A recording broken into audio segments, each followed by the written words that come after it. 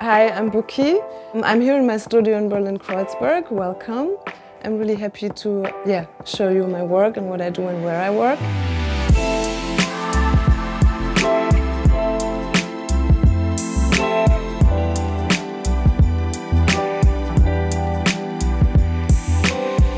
I am a Nigerian-German fashion designer. I studied fashion design here in Berlin and started my label 2016.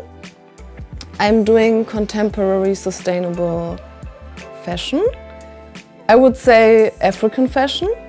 I only do one collection a year to raise awareness about consumerism and to slow down a little bit because the actual fashion system is running so fast and it's based on exploitation, and I want to shift the system and change the way we produce and how we consume. So the concept of my collection is actually I have a wide basic range which contains shirts, pants and jumpers, and also a dress.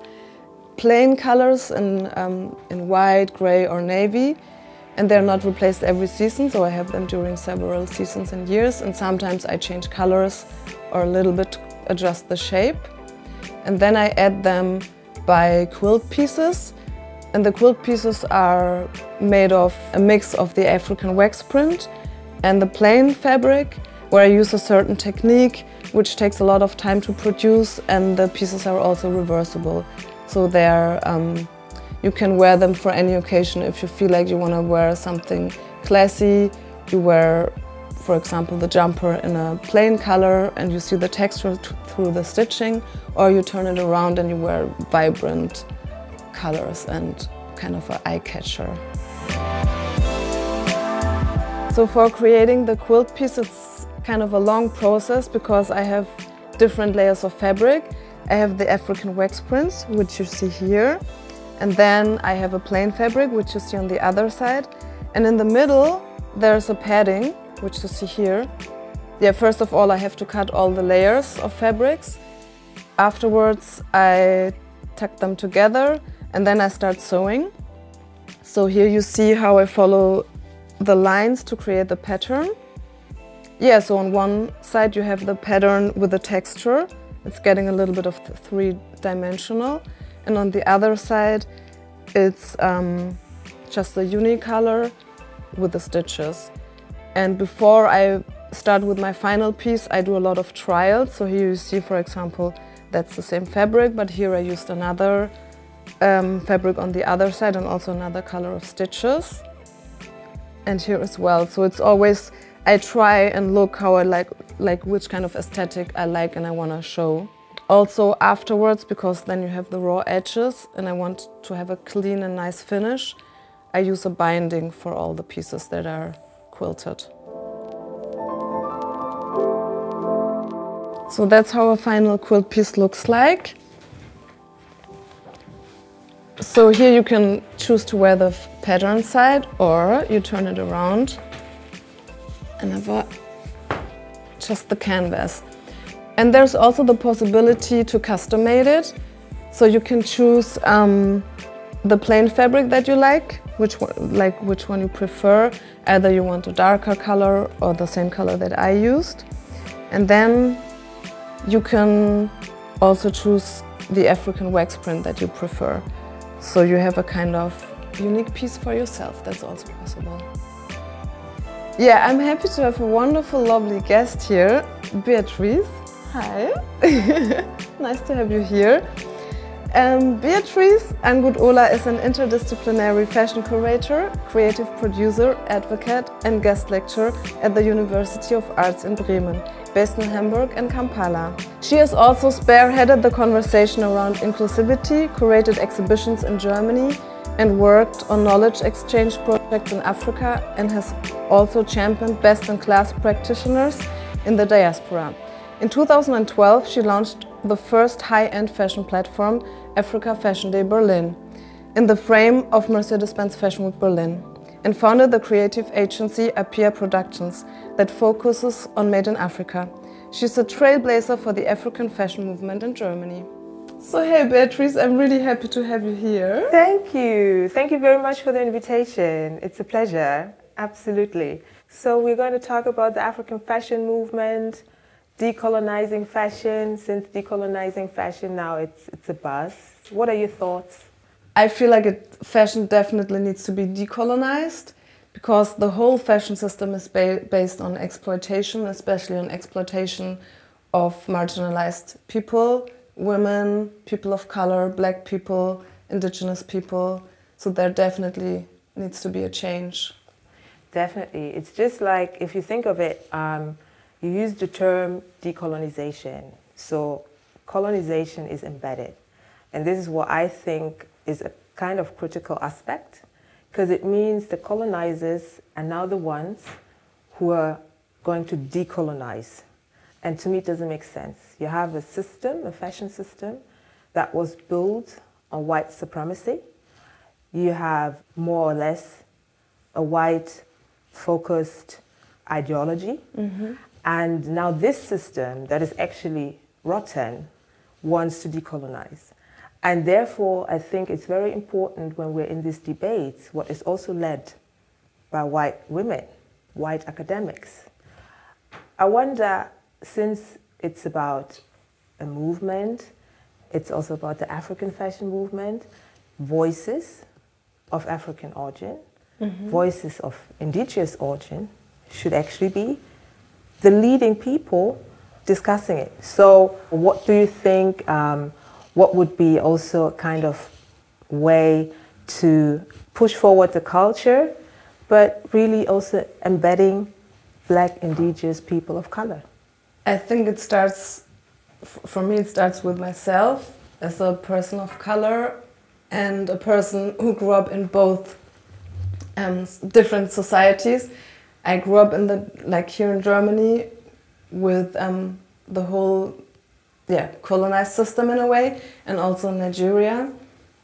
So for me, I want to take responsibility in being an example and also being part of the change.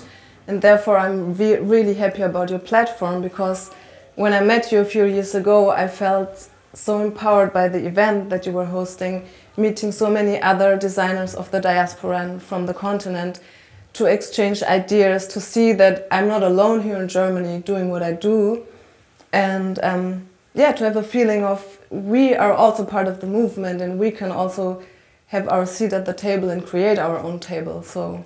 Yeah, exactly. Good that you mentioned the event, we were doing in frame of Fashion Africa now. And this is the case, it's about access, who has access, mm-hmm. who has, again, power, who is making, all the decisions, price politics. If you think of cotton, I mean, is there a big difference among the prices?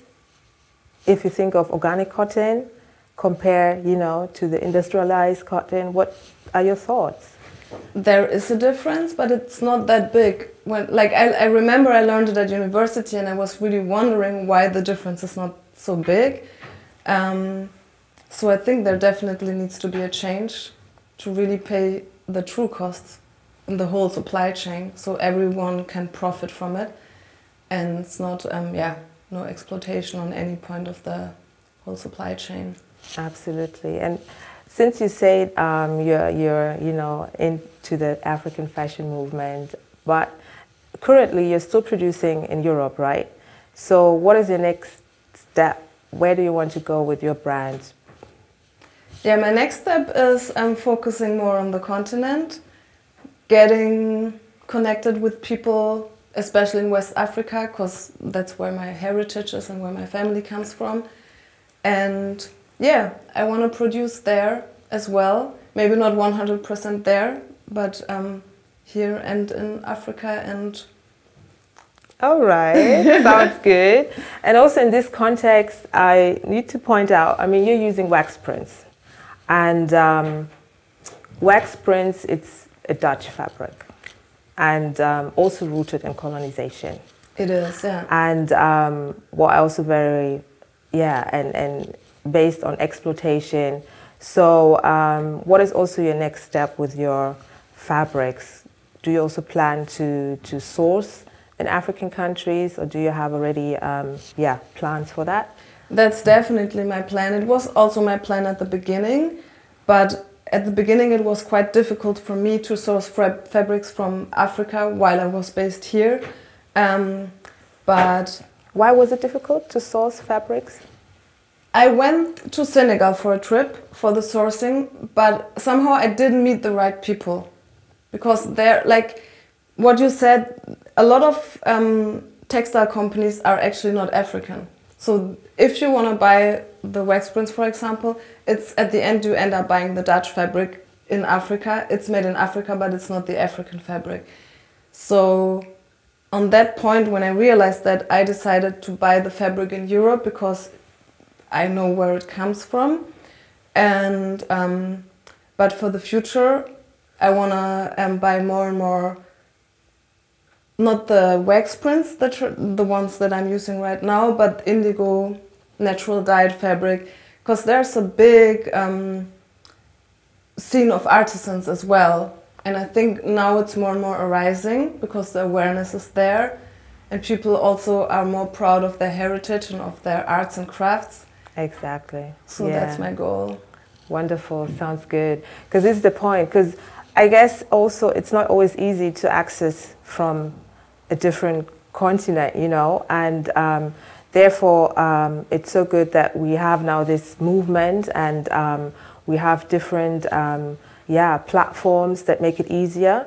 And when I think of also Adire, you know, beautiful, beautiful textile made in, yes, you know, or you have also Kente, you have backcloth in Uganda. And the fact that now too many young designers on the continent are absolutely aware of the heritage, you know, and what I really see is also the link up with the diaspora, so you can really also collaborate, you know, and find now ways to work together. And this is, I think, a beautiful change if you look into the movement, since it's young, it's still fresh, and you're here, and yeah, so I find it amazing that you're going to be going towards Africa. Dive more deep. Yes, you know. And then who are your, if you also think of, yeah, Germany or UK, France, can you also compare the scenes, the African fashion scenes? Or between the countries? Yes.